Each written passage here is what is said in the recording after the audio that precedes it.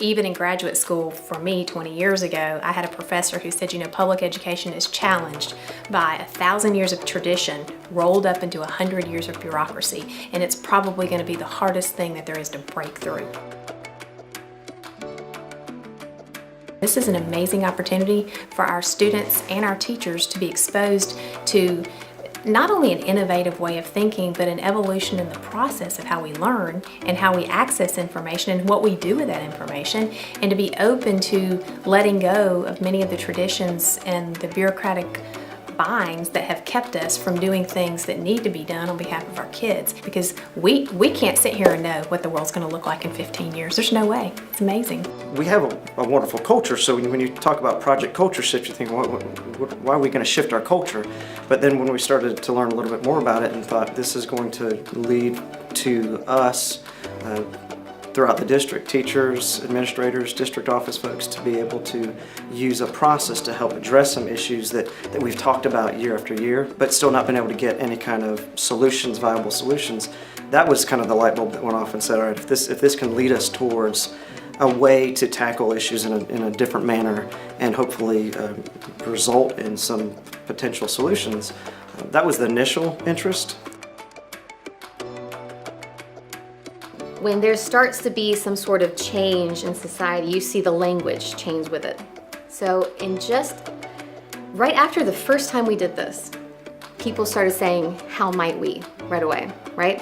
They started saying 10x thinking, moonshot thinking, just these words that are catchy words. That changes everything, because then you're saying, instead of saying, well, what's wrong with this, right? You're not iterating you're not complaining about the problem or sustaining the problem. You're actually saying, well, how might we fix this? It encourages a solution mindset. Those people who evangelize it and share the people about it, it just changes their entire approach to education. The impact's been pretty powerful in a short period of time. I really wanted us to be able to build in a process, so I refer to it as the process. Let's put it through the process. In a short amount of time, we're having conversations about solutions, and we're having conversations about implementing prototypes, whereas before it was a lot of rhetoric. We all agree that there are certain things that we need to change. We know attendance is an issue. We know that engagement is an issue. We know that preparing students for the world beyond the classroom is an issue, but what are we doing about it? So having the building leaders, having students play a role in saying, hey, this is an issue, and here's something you might consider doing on my behalf, or here's something we might institute for our students. Just a handful of months, what's it been, like barely 6 months at this point? And seeing the change that has been wrought because of just the labs that we're trying to do and the culture shift, how rapid it is, it's wonderful, because I know that there are students who are already reaping the benefits. I think it changes a way of thinking, which is really an evolution of a culture change.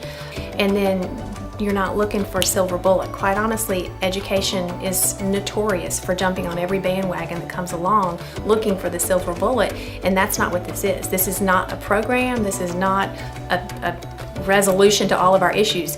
This is a change in the way we go about doing business so that we are more creative in the way we solve problems.